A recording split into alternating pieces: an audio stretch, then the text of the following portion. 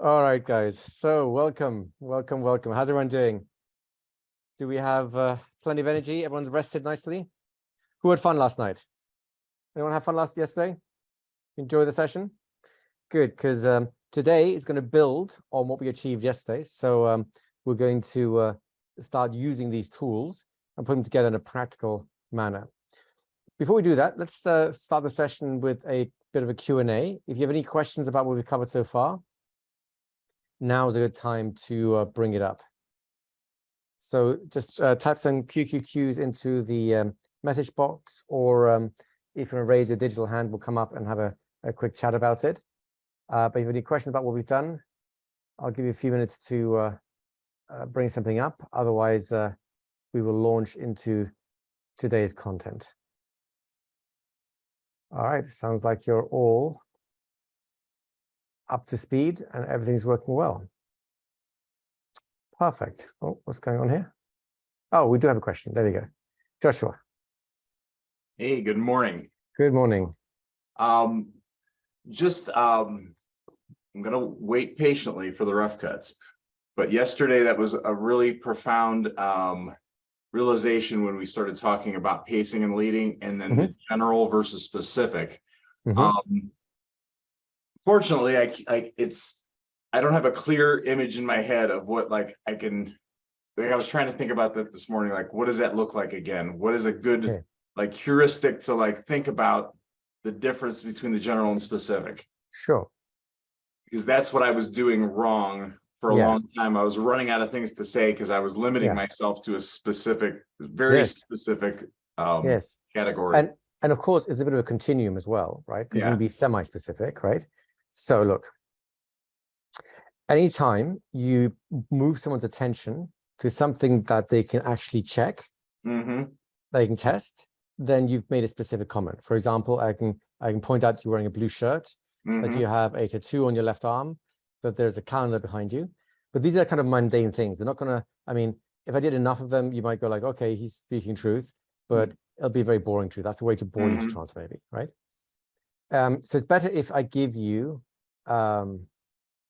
more interesting things for your perceptions to do. Why? Because think about it. What does trance do? We can widen attention, so we're not kind of an open field of attention, which basically alters our state because we're in usually a middle bandwidth. We can narrow our attention, so it's completely focused on one thing. That's the classic definition of trance, right?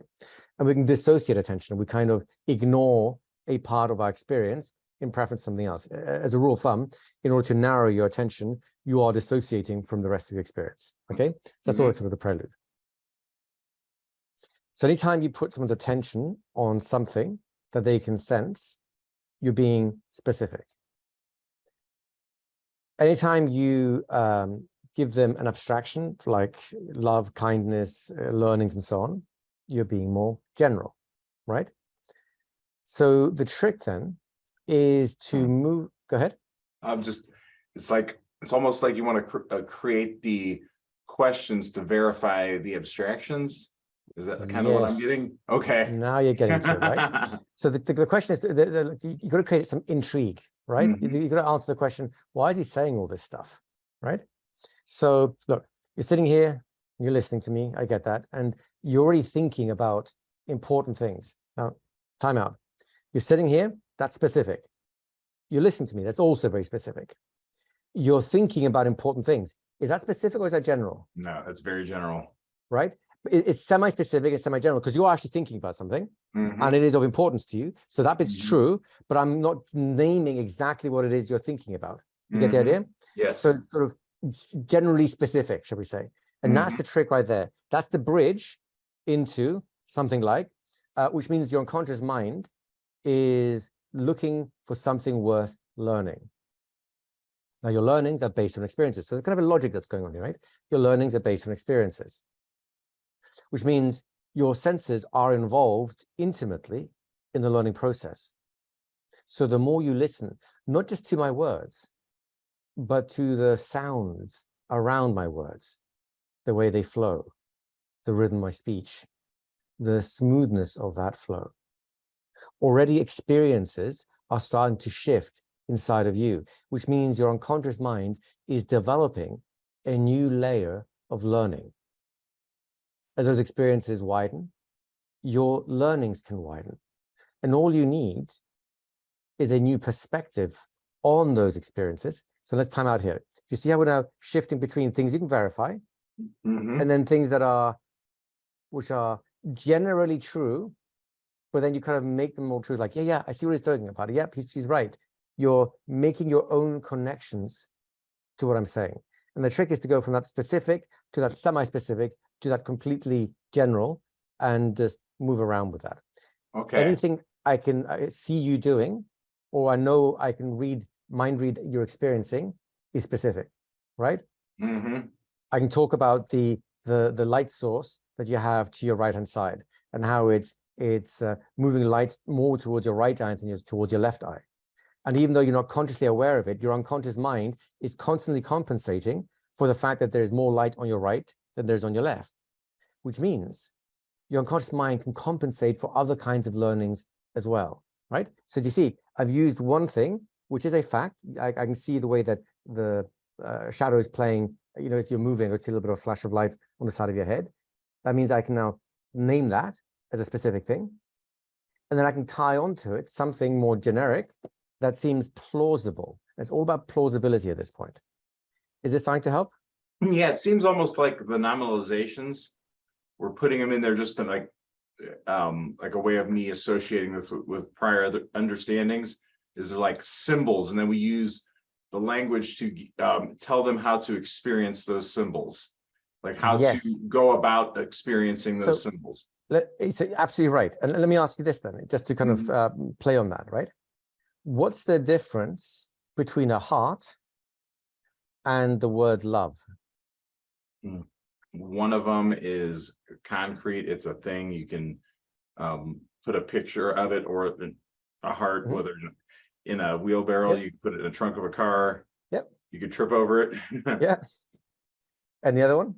The other one is an abstraction. Yes, but they're actually both symbols. They are symbols, because any They're word both is a symbol. symbols, exactly. The heart is a concrete symbol, a specific symbol, concrete. Love is a abstract symbol. So when you use abstract symbols, they need to be concretized by something. And that's where you start using the senses. It's really, just think about it in terms of senses, whether your senses are externalized or internalized. If you think of a memory, I can internalize your senses just as well, right? But those are still things that are concrete, right? If you think about your breakfast this morning, right? And you remember the smell that you had just before you took your first bite, that is a concrete experience you're having, right? And by doing that, my language, you've interpreted my language into something concrete. And then when I add another idea to it, right, which is, and your unconscious can remind you of what love is as easily as it can remind you of the smell of coffee or the smell of breakfast in the morning. Right? So you see, now I've concretized love, right? By analogy, right? Because your mind made the idea of breakfast real enough for you to sense. So your mind then goes off and says, all right, I'll do the same with the idea of love now. I'm going to make love as real as toast. Okay, yeah. Is that give you more of a sense of how to not run out of either concrete or specific or general things to say? Yeah, it gives me a really good idea. Yeah. Do you mind summarizing what you're taking from this so far? It's as like you have the ability to specify anything you see. Or hear or feel. Yeah, anything you sense, I should say. Any yes. DAK representation. Yes. And the idea is to use the nominalizations and other tools that we've learned to create a abstract symbol and then concretize it by associating it with something they can see, hear, or feel. Yes, or rather, they're associated from the way you're going to associate into the abstract symbol is from your personal history, your past, right? But in order to engage that mechanism, the one that says, here's something abstract, let's fill it in with something I've experienced, I've got to get you to experience other things. So I Okay. say something, you experience it. I say something else, you experience it. I say something else, you experience it. I say something more abstract. Your mind is used to turning what I say into actual experiences. So then it finds a reference experience that matches it. Okay. So it's creating a pattern, a habit of turning the things I say into things you can experience. And as soon as you do that, then you can experience anything. Then I can lead you with the abstractions into any experience you need. All right. So when you are basically firing off the anchor for the abstraction and then firing off the anchor for the physical, visual, auditory, kinesthetic, that creates that association that you can experience that abstract symbol in the now. Is that kind of? It's not so much anchoring, because that would mean that you start associating love to toast. Okay. All right. Which is great if you want more breakfast, but it's not the actual thing we're aiming for. We're thinking more in terms of you're engaging a process, a mechanism, right? What's the mechanism? If you ignore me completely, nothing I say will influence you, right? You shut your mind off and you're like, he's an idiot, and then you just ignore him. I'm now deleted from your reality, right? Which is the complete anti-hypnosis, if you will, right? If you and I in a conversation and you're trying to make sense, meaning of what I'm saying, the act of your mind trying to turn what I'm saying into something that's meaningful to you, that's what suggestions do, right? So the more I can engage that machine, the more I can get you into the habit of turning what I say into something that you can understand, the more that machine will then engage things like love. Or will engage things like, find courage. So more in a way, it's like the Emile Q, like testing. You test six different things. You get them to agree. It's basically like the yes set. Yes. Any concept afterwards. Okay. Right. Perfect. What's the color of your logo here? It was white. I have to look at it. Yeah. What's the color of snow? White. What's the color of fluffy clouds? White. What do cows drink? Milk. They don't drink milk, they give it. But what have I done? I've engaged a process. Yeah. And the process gives you the answer white. The answer to my question is always white. Make sense? Yeah. So when I ask what cows drink, there's an association between milk and cows that's already pre-existing. The only thing that you can think of instantly that it's white about a cow is its milk. But the cows don't drink milk, they give it. You're right. So I've engaged you in a process, a way of thinking. Yes. In this case, this is an example of using the same pacing and leading idea as a game, as a trick, if you will, right? But it's the same concept, right? In a normal conversation, if I ask you what cows drink, you'll say water. Yeah. But because I engage the process that get your mind stuck on the idea of white and white and white, the only white liquid you can think of easily is milk. Exactly. So the answer must be milk. You get the idea? Yes. That's how leading works. When I talk about love or courage or resources or learnings, those are empty labels. Those are empty vessels. But if I get you used to filling things up, right? Then as soon as I say learnings, you remember sitting in a school as a child, writing down your alphabet. You'll remember, learning how to tie your shoelace. You'll remember driving a car. You'll remember writing your first essay. You'll remember things you learned how to do, which now you fill that idea with meaning. Yeah. It creates like an authority in the conversation. So like the other person builds an authority just by that. And then you're just... And I think of it more like momentum. You're engaging a machine and it's just running. And now the machine's going to keep doing the same thing with anything else you give it, right? If I say, look, you can see me right now, you can see the color of my shirt, and you can hear my voice, and you can distinguish the difference between my voice as the quality of the voice and the words that I'm speaking, right? Your mind's going like, yes, I can check that. Yes, I can check that. Yes, I can check that. Yes, I can check that. I've had all those experiences. And if I add on to that then, and you can feel a sense of courage developing somewhere in the back of your mind goes, yes, I can sense that too. And as soon as you can sense that courage, well, then you are developing courage. That's how pacing and leading works. Okay. One thing I was thinking of also is I know in some of your courses you've added to the 5 senses by thought, memory, things like that. So I That's think the internal sense. Yep. Yeah, so those map across into this work too. You just using Absolutely. Absolutely. This is why, for example, when we did yesterday, when we talked about the universal chance experience, what do we do? We talked about things you see, hear, and feel in a memory, or even in a pseudo memory, right? Yep. So those are internalized sensations. And then I can also, you're quite right, I can also mind read your thinking, for example, right? And which does the same thing. If I say, look, you're having thoughts and you're thinking about what I'm saying because you're trying to understand it, right? Those are all true things.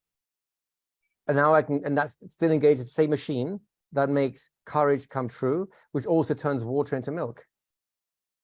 It's the same machine. Yeah. Perfect. Make sense? Yes, it does. Answer your question? Absolutely. Beautiful. Thank you, Joshua. Thank you. Let's bring Maurice up.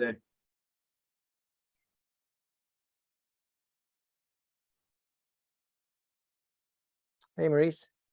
Hi, Igor. How are you? I'm good, thank you. How are you? I'm good, thank you. Let's have a coffee. It's good to do these seminars. Maybe more than one time or two times. It's like watching a good movie several times and seeing new things. Yesterday after seminar, my son said, "So what is the seminar about?" And I didn't try to hypnotize him, but I just explained what it was about, which he's very fast in picking up, and he will actually put it in his conversations in life. So that's good. Now, the thing is, I started to talk about nominalizations and adjectives and so on, and I have no trouble fitting 10 nouns and adjectives with them in one sentence. I mean, it's just even enjoyable to do. And what happened is he did actually trans out, and he completely, that it was all true what I said, and it all worked very well. And it overwhelmed him, and it suddenly he said, "Yeah, I get the picture. It's okay." But and he did admit that he was definitely going in a trance just by talking, just by explaining. But it was sort of an overwhelm trance. Yeah. That's not really what we're looking for, is it? No. All you need is different normalizations. Comfort, delight, enjoyment.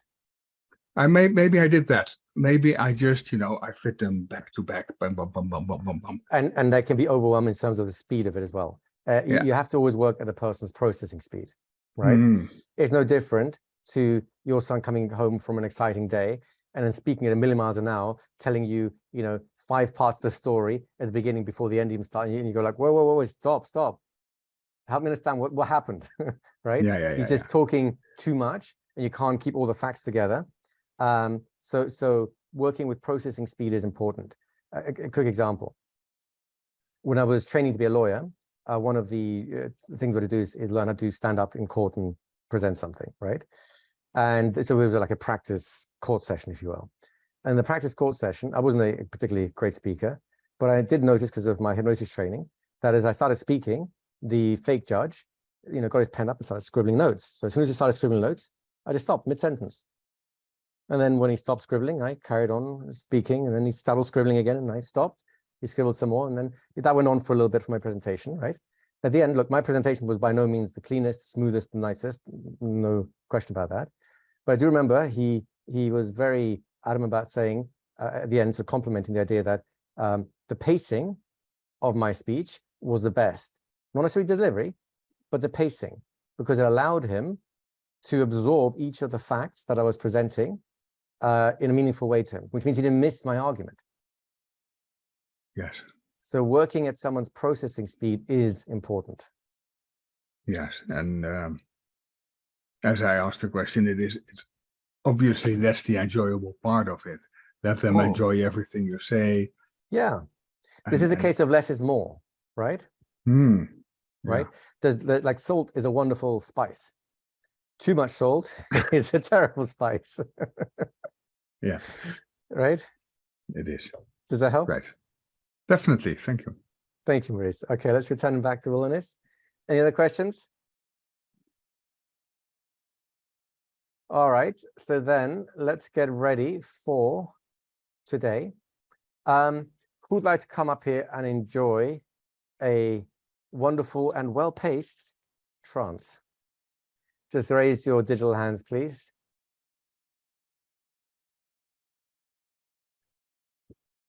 All right, so we have KI, is that Crystal? Come on up, Crystal. Can you hear me okay? Hello. Hello. Yes. Excellent. That's it. If you can keep the, that's it, we'll need that. So what I should do is, there you go, that's right. So if you could just raise your hands up so you can kind of have a comfortable way of having them. Just look at both your palms, your left and your right, and let's compare your left palm to your right palm, getting a sense of the difference in how they look and how they feel. And whilst you're doing that, I'd like your unconscious mind to begin by choosing something of value for you to discover or learn or change about yourself. And as soon as the unconscious mind has made that choice, one of those hands will somehow seem more interesting, compelling to you. When you discover which hand that is, then allow the other hand just to return to your lap as you keep your eyes fixated there on that hand.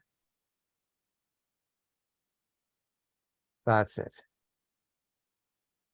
And as you look at that hand, I want you to notice the colorations of the skin, the fine lines that crisscross and go through the bigger lines, and how those patterns move from the bottom of the palm all the way up to the line that marks the beginning of the fingers.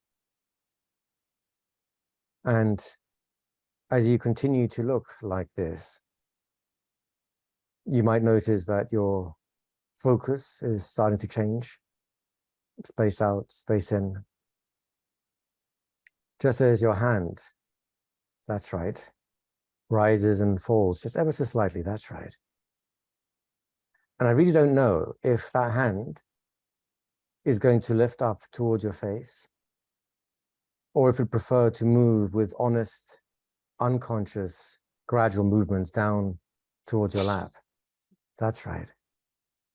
All I know is that somewhere along the lines, your eyes will just want to close comfortably so you can feel the comfort of your unconscious mind, making relevant adjustments to your internal workings so that you can resolve a problem, acquire a skill, or develop something that is of real value for you as a complete human being.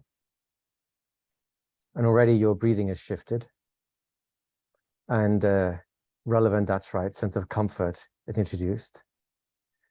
And that's right. You can feel that hand touching your lap as you continue to go inside. And I don't know just how much you're learning from observing your unconscious arm movements. All I know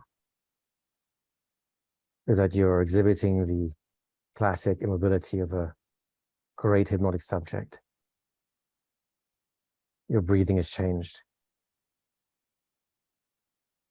And inside you are starting to feel something pleasant that can be a sign from your unconscious that the internal adjustments you need are being made. That's it. And that pleasant sensation can grow.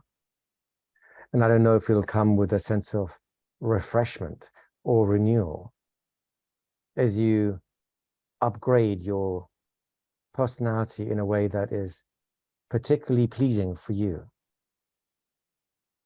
All I know, that's right, is when that sense of refreshment or renewal has reached its peak, your eyes will want to open and you'll return. And you won't necessarily know exactly what changed, but you'll have a genuine curiosity to discover how your behaviors have been altered over the coming hours, days, or maybe weeks, to prove to you that something of value has just occurred. That's it.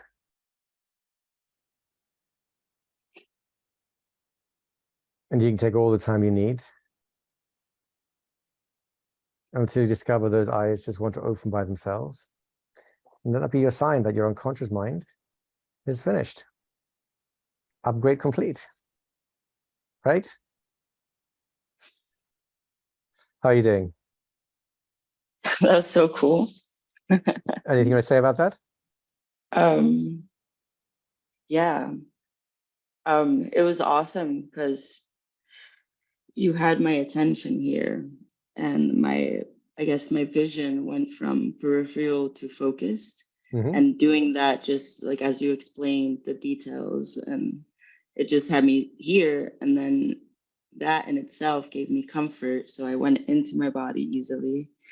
And then everything else was so like abstract and like general that I was just like, sure. And then you said upgrades to your personality, and that was just like, I don't know, something about that just allowed me to feel like it was really connecting to me. Nice. So any of those probably would have stood out if that's what I was looking for. So that was really cool. Nice. Very nice. Yeah. So let's walk through the method very quickly so that we can all do this. You can ask me questions if you want, right? So I'll let you know up front, I made a slight mistake there, and oh my God, I ruined it. But let's see how we work. I didn't even notice it. I know, right? So the first thing we want to do is we're going to create the setup. The setup is important because it creates the conditions for things to work out, right? So I'm going to encourage you to actually kind of pantomime the thing before your client so they can see what you're doing. This works very nicely on this sort of screen thing as well, by the way, right? But just put your hands up like this, elbows in, so it's a nice comfortable position, and then just look at your hands, and then ask your subject, please look at your hands. Now, notice how your hands are a bit lower this time. So just ask them, lift them right up so they can comfortably look at them, at eye level. Right, there you go, right? So you got the elbows in, and now I can see the hands, and there's a more direct line of sight towards the hand. Then we're going to arrest their attention. That have a look at one hand or the other, and you can either have them pick the hand straight away and put one of their hands down, which is what happened here, or what I did was just a little twist in it. You can do it or not do it, entirely up to you. Is suggest the unconscious mind is doing something, and then we'll pick the correct hand for you to look at, so the other hand can go down, which is ambiguous, right? Yeah. Like, what does that mean? I really enjoyed that you gave me the option of like either touching my face, right, or it going down. So Yep. It chose the most comfortable one. So right. Thank you. Yeah. You're welcome. So that's the next part. So once they've chosen one hand and they're looking at it, right, then we're going to go with generally true statements, as we've learned yesterday, right? So in other words, artfully vague descriptions. Look at the hands, the lines on the hands, the different colorations. Basically, talk about things you would normally see on the hand. If you want, if you want to know what to say, folks, I recommend you pick up one hand right now and start looking at it. What are all the things you can see about your own hand, right?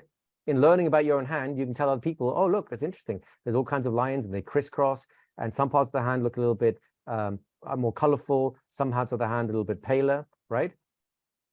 Yeah. And there's some thicker lines and some thinner lines, and your focus can go in and it can go out. And as you watch them, you'll see that they're zeroing in on the palm. You can already see how Crystal's starting to space out a little bit as she's looking at her hand there, which is perfect. Because as soon as you see that, you can suggest it and say, and your focus and your eyes can defocus to focus, which means that, and then you add something like, which might mean that your unconscious would like you to close your eyes.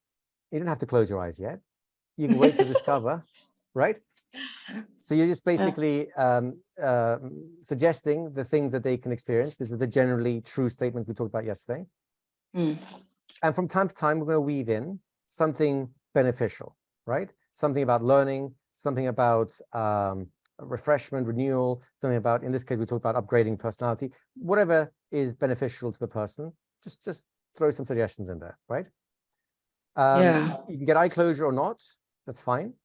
And then suggest that the hand can either lift or descend. As a rule, you may want to just go with let the hand descend back to your lap as slowly as you want. And the reason I say that is because gravity is just easier to go this way. So this is like a relatively safe technique. I'll show you after the break another version of this, which will be a much more sophisticated version of arm levitation and up and down and all that sort of stuff. That will come after the break, right? So don't worry about that too much. So going down is the easiest version, but if you want to give them the choice, that's fine too. Once they're staring at their hand and they've got the idea that's going to move, then just watch their breathing. Watch what happens when I breathe. Did you see what happened there? What happens to my hand when I take a breath? Rises and falls. Right, because it's linked to my rib cage, and my rib cage rises and falls when I breathe. So as soon as you start suggesting movement, and then say, and already your hand is starting to move. That's right. They go, oh my God, he's right. Because most people don't even realize it's their breathing doing it. And so that starts the chain of action going, shall we say, right? Then let them then link the idea of the hand either touching the face or touching the lap with whatever outcome you want, whether it's as simple as refreshment or as, you know, advanced as solving a problem or changing the personality in some beneficial way, right? You can decide that on your own. And this is a bit where I got my timing wrong, because you enjoyed it so much, you just decided, oh, putting the hand down now, right? I'm going to encourage you to let them just tell them to let the hand go down only as slowly as those changes can start being made at the unconscious level, and only move with genuine unconscious movements. Because in order for the hand to actually plop down at the end, you basically removed your attention and you chose to let it fall, as opposed to watching it fall gradually and unconsciously, which has a more mesmerizing effect, shall we say, right?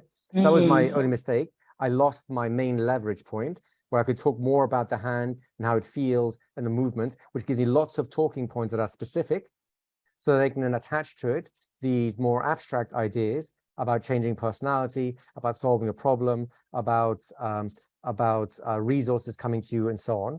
And it's much easier for me to talk about those abstract things when I can also talk about the concrete experience of the hand going down, and, you know, gradual movements and the feeling of it moving by itself, and little twitches of the arm and things like that. That gives me a lot of concrete things to talk about. Does that make sense? Yeah, so you would suggest the closing of the eyes after that? You can do Because it I was before or closing after. my eyes, like I just want Yeah, this is why I mistimed it, right? The key suggestion here is this. Try this out for now. Put your hand up again and just check it out again. And just remember how pleasant it was to space out as you did a moment ago.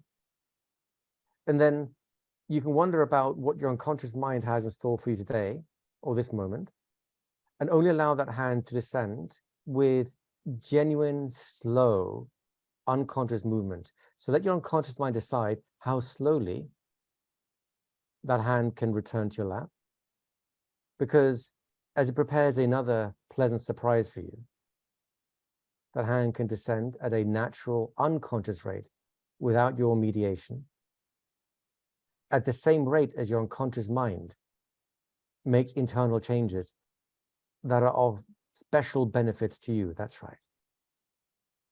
And so as that hand starts moving like that on its own, with genuine, unconscious, natural movements, you can already feel in the back of your mind, your unconscious mind at work. And you can do this with your eyes open, or you can do this with your eyes closed.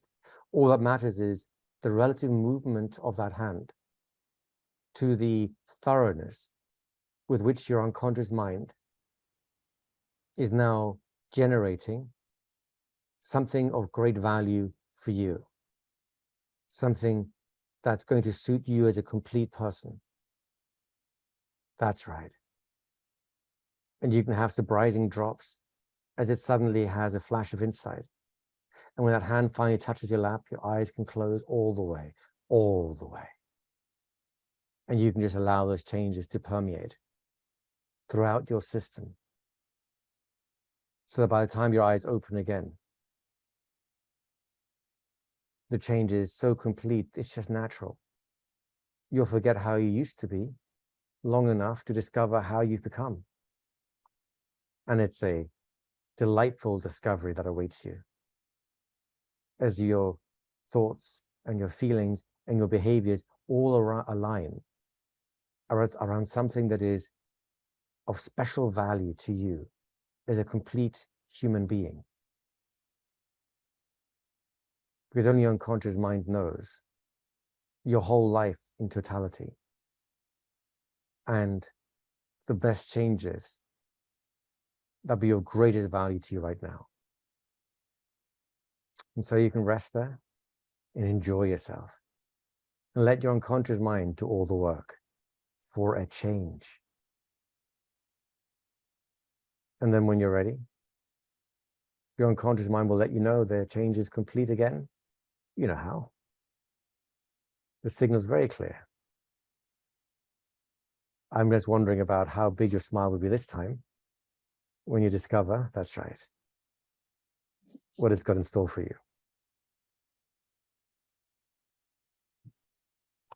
So that was a slightly more accurate representation, folks. So you notice how by pacing the movement of the hand, it gives me lots of things to mention specifically and then link to the more general abstract ideas that the unconscious mind can then turn into action.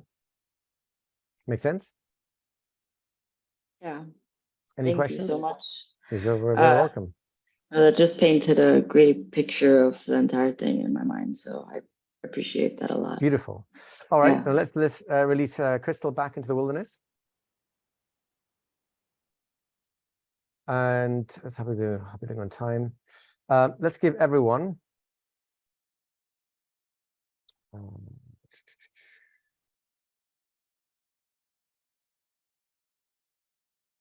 yeah, let's give everyone 10 minutes, so half an hour in total.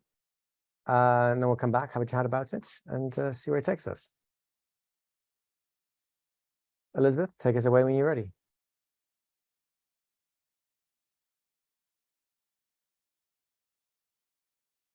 If you're back already, please go ahead and post some comments as to how that went, as we're waiting for the others to return.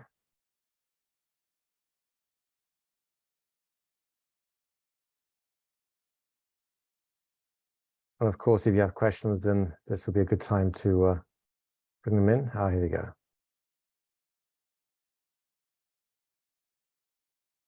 All righty, folks. So welcome back, everyone. How was that? Was that fun?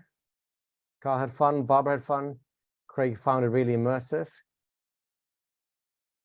Mark, no count out of the room that time, eh? Or was it not? I don't know if that must be the system there. Stephen found it more challenging. If you have a question, Stephen, feel free to come up.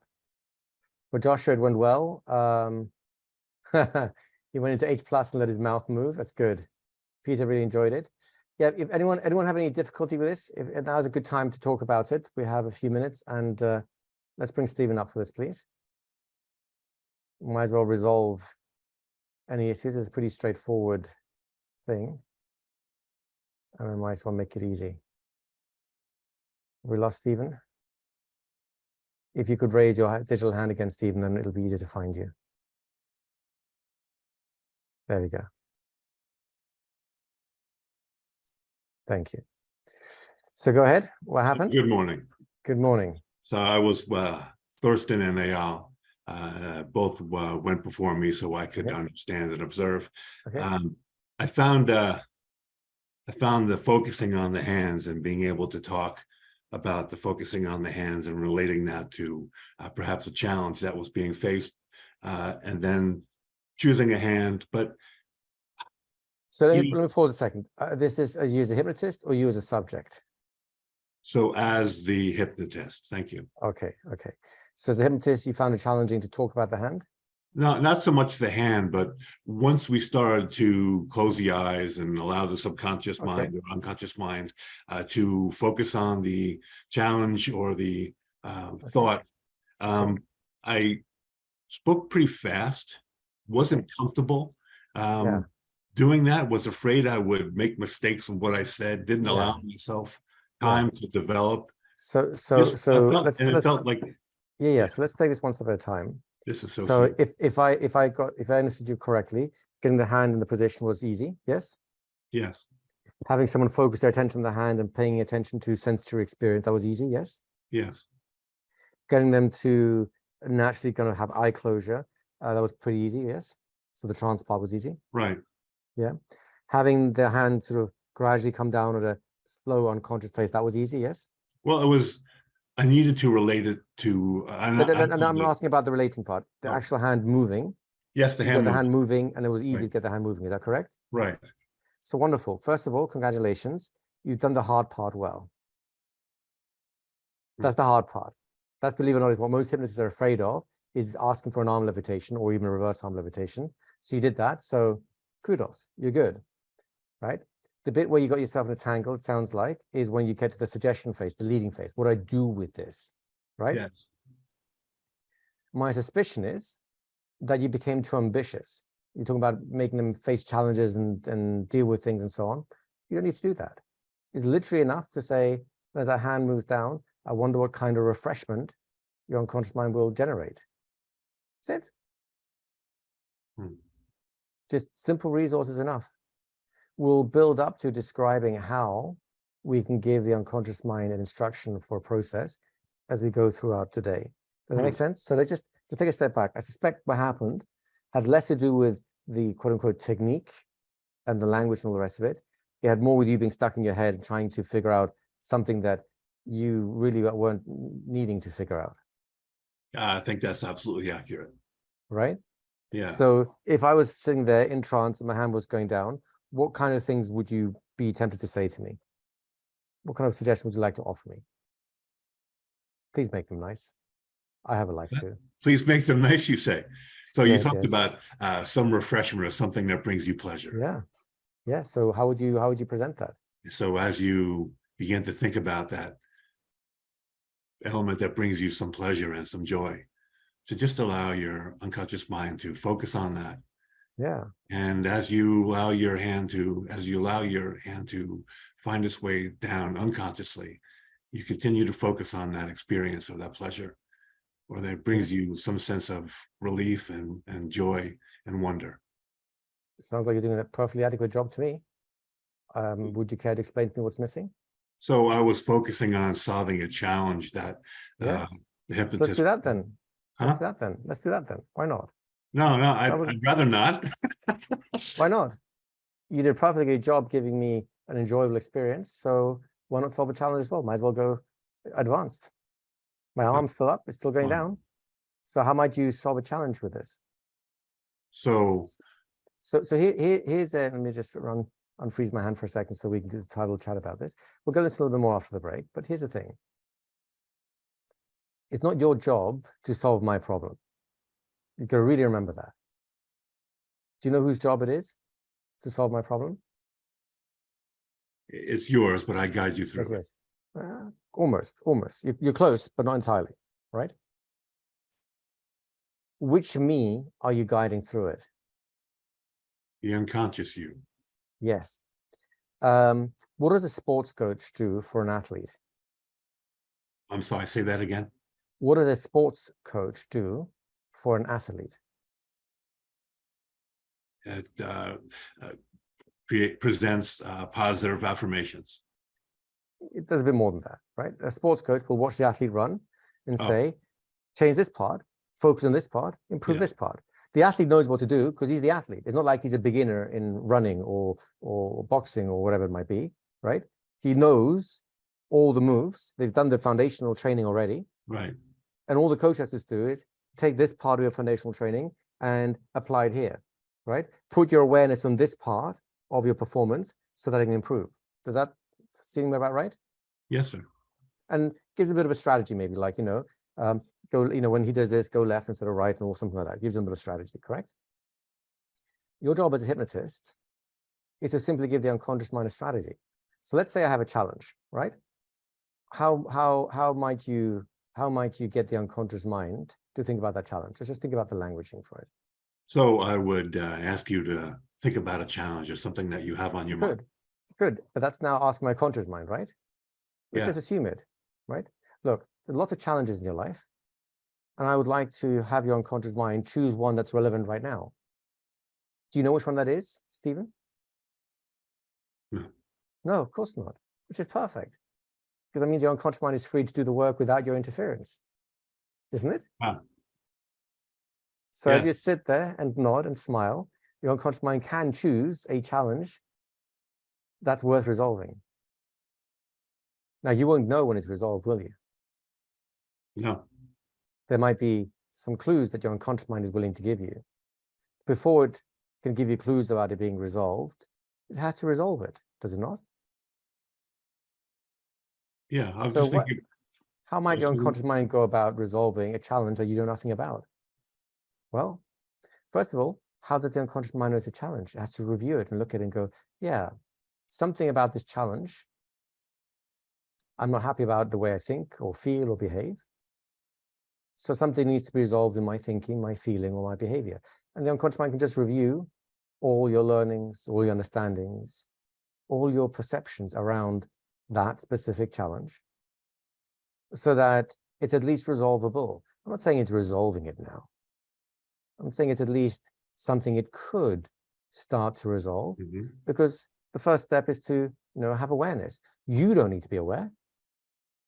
Your unconscious needs to be aware of all the things that go into that challenge, so that you can be satisfied with the results of resolving it. Would that be fair? Yes. So then you might give the unconscious mind a moment and say, listen, take some time. Review the challenge to your satisfaction, with a view, of course, of finding a resolution. Now, as a hypnotist, would you say you believe in the unconscious mind's ability to creatively solve things? Absolutely. Yeah. Have you ever found yourself in a sticky situation and then just blown your mind with the creative way you got out of it? You could never have thought about it beforehand. It just sort of happened in the moment, Sure. right? Was that your conscious mind or your unconscious? That was my unconscious mind, because I That's wasn't right. thinking about it. Right. Exactly right. And a pretty impressive solution, was it not? Right. So your unconscious mind has the capacity to resolve challenges in ways that are both surprising and delightful, does it not? Right. So there it is, reviewing a challenge you actually want to overcome, even though you don't know what the challenge is right now. But if you knew what it was consciously, it would be very pleasing to resolve it, right? Sure. Meanwhile, your unconscious mind has already proven to you that it can resolve challenges, because it's done it plenty of times in the past in ways that were as delightful as they were surprising, did it not? Right. Right. So then just encourage the unconscious mind. So go ahead and do that.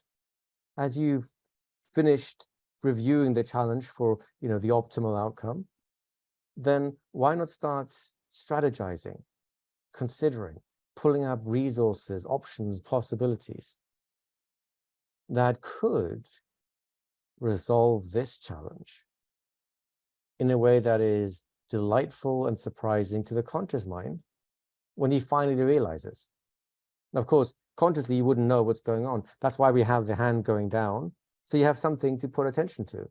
Right? If it wasn't a hand, you might just want to, I don't know, drift off and think about a nice holiday, go to the beach somewhere, enjoy the waves, or maybe even just think about a favorite lecture that you've been hearing and just try and absorb the message of that, whilst your unconscious mind is free to actually come up with unique and interesting and delightful ways of resolving whatever challenge it is selected. Does that make sense? It does make sense. Yeah. And then once it has, one of these delightful resolutions, what do you think the conscious mind should do next? The conscious mind The unconscious mind. The conscious mind has nothing to do with is this. going to put them together in a way where it's going to. Yeah, exactly. So then just give them permission. Say, look, unconscious mind, now that you know what the challenge is because you reviewed it thoroughly and you have all these delightful possibilities for resolving it, why not try them out? Bring them together and see what happens. See which one is most satisfying. Which one will delight him the most when he discovers that his behavior has changed over the coming, hours, days, weeks, right? And how would you know that's happened? Chances are an inattention resolves and is replaced by, I don't know, maybe a sense of delight, a pleasant feeling. Mhm. Would that make sense? Yes. Because you have plenty of situations where you feel like something's wrong, you don't know what it is, but there's a sort of a tension inside you that tells you something's not right, there's a disharmony. And then when it gets resolved, what happens to that disharmony? That turns into harmony. It turns into harmony. That's your signal that your unconscious mind recognizes the resolution was adequate for you in your life, in the complete picture of your life. Would that be fair to say? Right. Right. So then it sounds like as soon as you can experience that feeling of ease inside, and it might come in different ways. Sometimes it's delightful, sometimes it's surprising, sometimes it's just really pleasant, right? There's different shapes that ease can come in. But when you have internal ease, would that be a sign that your unconscious mind has resolved the challenge that you don't know it's resolving? Right? Yeah. I have a sense you have an ease like that right now. Am I way off base? I have a sense of it, yes. Yeah. So then all that remains is for you to have another opportunity to do an exercise like this and see how that ease manifests in that. Because the more ease you bring to the exercise, the more freedom you give your unconscious to talk to my unconscious to fix a problem that you don't know anything about and I know nothing about, which is perfect because I can be completely clueless and you can be just as clueless as I am about the problem. All that matters is that my unconscious resolve this, who's, of course, that's the responsibility of my unconscious to do, and that you just encourage my unconscious to go through simple steps, like find the challenge, review it, and then apply that creative potential that you've experienced many times in your life to resolve it to a point where you feel ease. And when you feel the ease, you know something's happened and you know it's valuable, don't you? Right. Right? Does that make sense? It does make sense. It's a lot simpler when you don't think about it too hard, isn't it? Yeah, it is. Does that answer your question? It does answer the question. It also helps me understand that I was picking something more challenging than I was that I had thought through. Yeah. So just have fun. Thank you. Just take it easy. Sound good? Mm-hmm. Beautiful. Let's Thank you. release Stephen back to the wilderness. Any other questions? No? Are we good? So let's take a nice 10-minute break. We are actually a few minutes early today, so this is perfect. It's 25 past now. Let's meet back here again at 35 past, and then we'll get rocking and rolling with part 2. All right, guys? Have a nice break.